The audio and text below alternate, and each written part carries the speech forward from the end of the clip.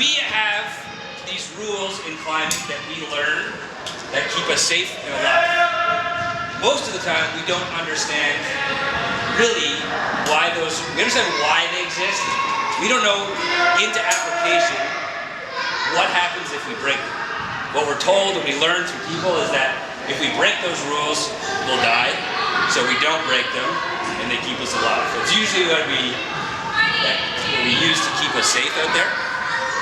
So we're pretty stoked about this because we've had questions that we've never really figured out that we're going to ask you guys to try to figure out for us and help us understand why we have some of these rules. So the whole climbing, rock climbing, is essentially a battle between gravity and friction.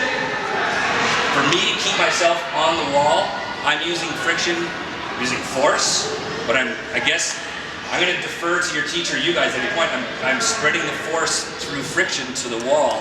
So if I'm staying on this wall, the gravity's pulling me down, and I'm using friction both in my fingers as I'm pinching things, right? Little tiny pinches to keep me on the wall, or big jugs. And a good example of friction is called smearing, where I can smear, I don't have to use any footholds, I can just smear my feet on the wall itself, and that can help me push up or down, right? So that force going into my foot is smearing the rubber against the face and holds me in place. So I can use that to push up. When we're climbing, a good smear is a perfect example of friction keeping me on the wall. Yeah. That's going to lead us to the damage lab. Yeah, there's going to be, now we're going to do a cleaning up blood. So as I go out, I would take my rope that's attached to my harness, I'd clip it into here, and then keep going. And then when I fall, this is going to catch me. It's called lead climbing, where I'm ahead of the rope. Okay? We're going to do some examples right now. But what if I'm in a scenario where we want to climb an 80-meter pitch and we have a 40-meter rope? We need to create anchors on the wall where we can stop, pull. I've climbed up, built my anchor, I attach myself to it.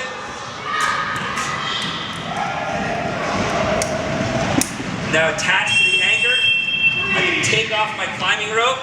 Okay, I'm off the rope, Pete. I'll put a belay device on, maybe to an anchor, and Pete will start climbing, and I'm gonna pull him up. He's gonna join me, attached, with this belay device on, and I continue up the wall. It's called a multi-pitch. So we're using anchors like this to break, bring up gear, bring up people, and then continue going up. Cool? There are rules to building these anchors, right? We have a couple examples here. 400 on each side is way above our original force. You guys are going to explain all this to you later. I don't know if I'm right. How are we going to figure that out? What are we going to draw on our paper? What do you always draw forces? Parallelogram. We got 500 down. We know the angle here. We got to figure out how big it's all going to be. That's easy. We do that all the time. Amazing. So I want to make sure I don't increase the amount of force delivered to my anchor points, because now I've just created a scenario where I'm increasing the chance of me dying, right? And a good example of that is called the American Triangle of Death, which was an anchor used.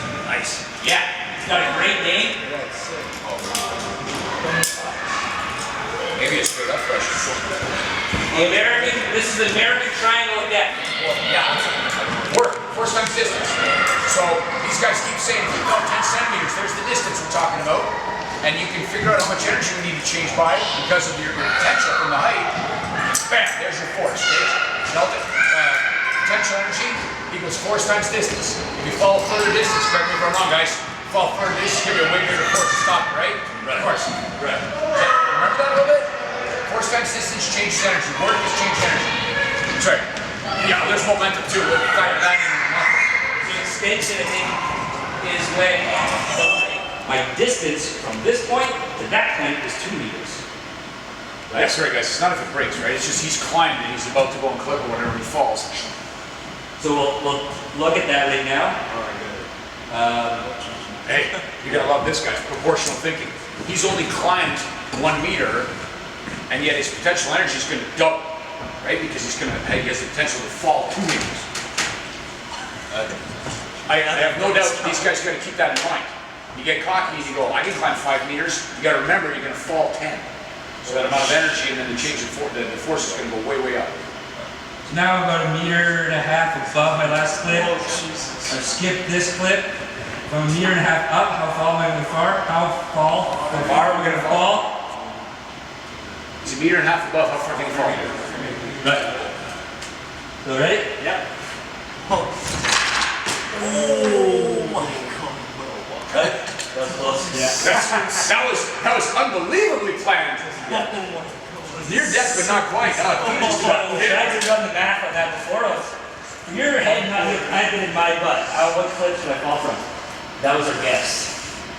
Pretty close. Can you guys see that 3 meters? I was going down further, but see where the clip is and where Mr. Deegan landed approximately, like, it's 3 meters down, but it's almost like 4.5, isn't it? There's a stretch there. Right, because there's a bit of a stretch, but then you were 1.5 meters above to 3 meters below. Really, it's a 4.5 meter fall. So then you think of how much rope gets sucked into my fall. Pete was less than a 60-degree angle from the wall, maybe a little less. We're nice to each other. He was nice to me. He gave me a soft catch, which means he has a little bit of rope out that gets sucked into the load, and Pete went up with it. So all of this length went into my fall as well. So Pete got pulled up. You saw him lift the ground. I came down. That means I fell this much further than what I was supposed to fall. Which is a big thing with shock loading and load sharing. If I would have stayed static and had a foot planted on the wall, Corey would have came down and he would have smashed into the wall instead of coming down gently. And so these are all variables that we think about. Well, it's got all the observed. And the initial contact, guys, this is the exact example I keep giving of crumple zones in cars, crash mats. The whole thing with Pete jumping and giving him more slack is increase that impact time, and it's linear. If you double the time, you half the force. If you triple the time, you half the force. And that's all related to the distance, right? You guys remember kinematics? So when Pete jumped, gave him a whole lot more distance, a lot more catch time, force is nothing. Soft catch, right? Soft catch. Soft catch. That's soft catch. That's the test question right there. Give your buddy a soft catch. Soft You'll catch. know when you dunk it. Like, ooh, that was a little harder. Thanks, man. Right? Okay, cart field. We haven't talked about the cars yet, right? Sorry, guys. Yep. Crumple zones. You know, now they can barely tap the front. Distance, then rope that I have out. That is considered beyond factor 2. And if this wasn't elastic, I wasn't wearing this was just tied to my body, the shock load to my organs would make them dislocate themselves and possibly explode inside my body. It would stop me dead, really stop dead. I think that might be where it comes from. You stop so fast that the load gets delivered to every part of your body.